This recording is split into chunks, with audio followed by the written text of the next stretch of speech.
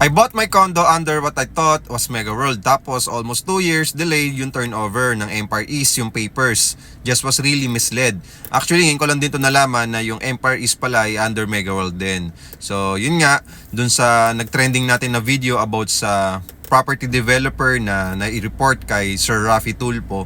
So I think yung balita doon, ibabalik daw, okay, yung mga naging payments doon kasi hindi naman natuloy yung construction ng property.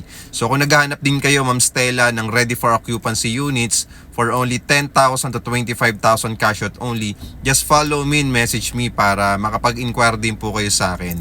Nasa bio ko yung link ng aking Facebook account para mapuntahan ninyo. So wala itong spot down payment, wala itong equity, okay, reservation fee, yes, yun lang po yung kailangan nating bayaran for only 10,000 to 25,000 cash out. And then ang monthly, nagre-range siya sa 18,000 to 25,000 pesos per month. 2-bedroom unit na to along Ortigas Extension, malapit sa SM, malapit sa mga commercial establishments, schools, hospitals, wet and dry market. Lahat ng kailangan mo, sobrang lapit doon. And good news, meron pang itatayo doon na MRT4. So just imagine, sa tapat ng MRT4 yung project natin. So tataas talaga yung value ng property. And yun nga, ang maganda, ang advantage din sa ready for occupancy units or property, madali mo nang kagad malipatan. So kung nagre-renta ka, kung magtagal ka na naghahanap ng rent-to-own properties na gusto mong pag-investan this year, baka ito na yung property na para sa'yo.